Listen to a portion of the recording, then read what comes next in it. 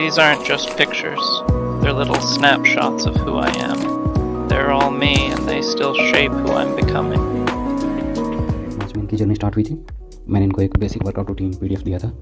वहाँ पे मैंने इनको सिंपल क्लियर कहा था कि सबसे पहले रूटीन में आना 10 to 14 डेज़ आप नॉर्मल वर्कआउट कीजिए, जो भी आपकी डाइट चल रही है उसी को फॉलो कीजिए। एंड मुझे ये टेस्ट की रिक्वायरमेंट थी जिससे मुझे ये पता चल जाता कि इनका मेटाबॉलिज्म कैसा है, किस तरीके की इनकी डाइट अभी करंट में है, प्रेजेंट में चल रही है। उसके अकॉर्डिंग मुझे ये पता चल जाता है कि ये जो भी इन्होंने मील रखी हुई है उसके हिसाब से इनकी बॉडी कैसे रेस्पॉन्स कर रही है। वही चीज़ मैंने इन्हें समझाई थी, जैसे कि मैं एज अ बेसिक बिगिनर बिल्कुल वर्कआउट कर रहा हूँ, उसी के हिसाब से इन्होंने मसल पे अभी लोड नहीं डालना था। वही चीज़ मैंने इनको समझाई ताकि मसल स्टार्टिंग में इतना यूज टू नहीं होता है लोड के, उसको बनाना पड़ता है। अराउंड 3 वीक्स के बाद इन्होंने मुझे करंट वेट बताया 84.75। जब ये 8 मार्च के पास मेरे पास आए थे तब इनका वेट था 92 kg। वहाँ से अब ये लेके आए 84.75। अब यहाँ पर जो इनके वेट के अकॉर्डिंग मैंने इनकी डाइट बनाई थी, होते carbs less than 100, protein as a beginner, lean body mass का 1.5 and fat intake according to body weight. अब यहाँ पर जैसा भी इनका वेट इसके अकॉर्डिंग घट रहा था, लेकिन यहाँ पे क्या हुआ, यहाँ पे वेट इंक्रीज़ हो गया। तो यहाँ पे मैं एक चीज़ सभी को बता देना चाहता हूँ कि हमेशा ये ना सोचे कि वेट हमेशा नीचे जाएगा। बॉडी में किस तरीके से इलेक्ट्रोलाइट्स आपके काम कर रहे हैं उसके अकॉर्डिंग बॉडी फ्लूइड रिटेंशन करती है।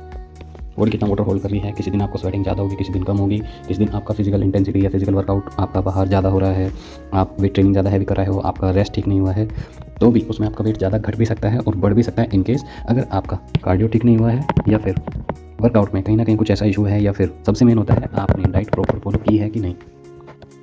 एंड यहाँ पर मैंने इनको एक चीज़ क्लियर करी कि जो भी अपना गोल है उस पर वेट पे फोकस ना करें, बॉडी कंपोजिशन एम है अपना। मैं हर किसी को कहूँगा बॉडी कंपोजिशन को देखो।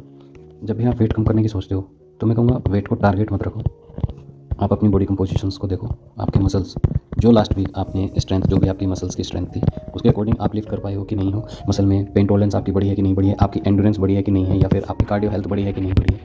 वेट मैं कह रहा हूँ एक दिन में 4 kg भी डाउन जा सकता है, वो अलग केस है कि वो शॉर्टकट लेना पड़ता है, लेकिन वेट ही टारगेट नहीं है। बॉडी कंपोजिशंस एम रखना चाहिए, वो सबसे बेस्ट होता है। नाउ ये लास्ट वीक था, 8 वीक्स मैंने इनको कार्ब्स बेस्ड डाइट कराई है, जिसमें मैंने बताया कि कार्ब्स लेस देन 100 थे, प्रोटीन 1.5, बॉडी वेट लीन बॉडी मास था, एंड फैट बॉडी वेट के अकॉर्डिंग रखा हुआ था। अब इस डेट के बाद मैंने इनकी कीटोजेनिक डाइट स्टार्ट कर दी थी सिर्फ 4 वीक्स के लिए। यहाँ इनका वेट 79.3 kg से मैंने इनकी कीटोजेनिक स्टार्ट की थी। 4 वीक्स कीटोजेनिक डाइट कराया वहीं से, और अराउंड 22 जून तक, जहाँ पे मैंने इनका फैट इंटेक अराउंड 200 ग्राम्स रखा था पर डे, और प्रोटीन वही 1.75 कर दिया था। लेकिन जैसे इनकी इंटेंसिटी बढ़ चुकी थी, ये 9th वीक में अपने एंटर हो चुके थे।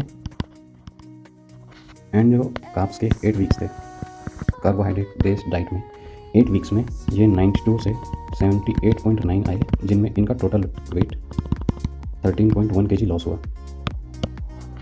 उसके बाद 4 वीक्स के लिए कीटो डाइट चलाई, जिसमें इनका वेट 70.9 से 75 kg आया, जिसमें सिर्फ 3.9 kg टोटल फैट लॉस था।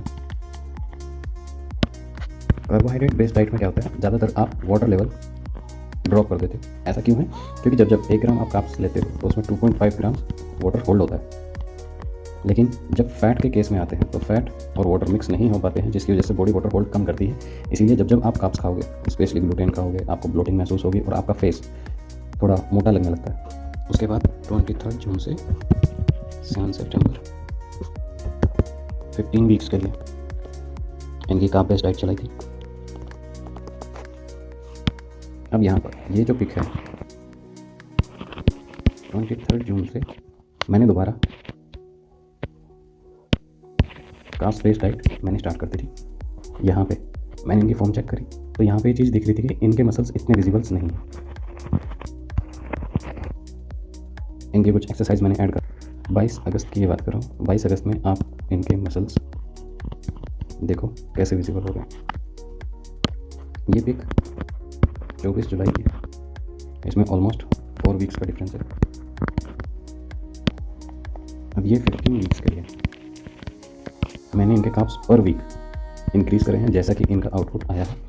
इनका वेट था 75, 7 सितंबर में इनका वेट 69 आया था, जिसमें इन्होंने टोटल 6 kg लॉस किया था। अब बात ये थी कि कार्ब्स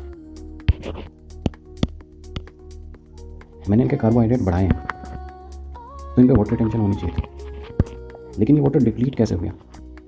यहाँ पे न्यूट्रिशनिस्ट काम आता है, आपका ट्रेनर काम आता है कि उसको कैसे कंट्रोल करके रखना है। यहाँ से पता चलता है कि आपकी डाइट कैसी है। ये 24 जुलाई की पिक जो अभी दिखाई थी, एंड ये 22 अगस्त की पिक दिखाई थी। अब यहाँ पर 8 सितंबर से मैंने इनकी गेनिंग करानी स्टार्ट शुरू की थी, और ये मेरे पास वीडियो आई थी 17 अक्टूबर की। इसके बाद मैंने यहाँ पे इनको वर्कआउट प्लान दिया था, एंड नाउ इनका करंट वेट है 81 kg।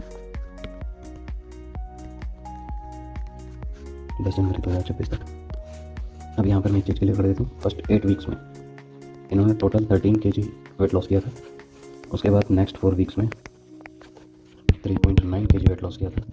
उसके बाद नेक्स्ट 15 वीक्स में इन्होंने जस्ट 6 kg वेट लॉस किया था। बाकी उसके बाद इनका गेनिंग फेज़ मैंने 8 सितंबर में स्टार्ट किया था, और आज है 10 जनवरी 2026। तो 25 मार्च 2025 से 10 जनवरी 2026 तक 45 वीक्स टोटल हैं, जिनमें इन्होंने 92 से 69 पर आए हैं, और फिर 69 से 81 अभी करंट पर हैं। फॉर्म आपके सामने है। कभी ऐसे हुआ करते थे, अब ऐसे दिखते। ये कुछ पिक्चर्स बीच में अपलोड की हुई है मैंने, पार्ट 2 फिट।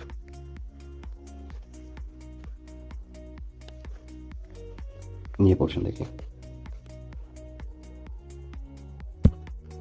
ये इमेज है 17 अक्टूबर की।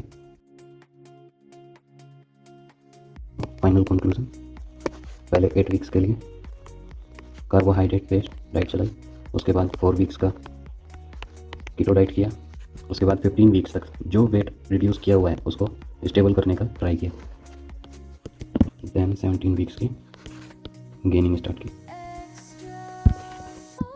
92 to 69 एंड 69 to 81।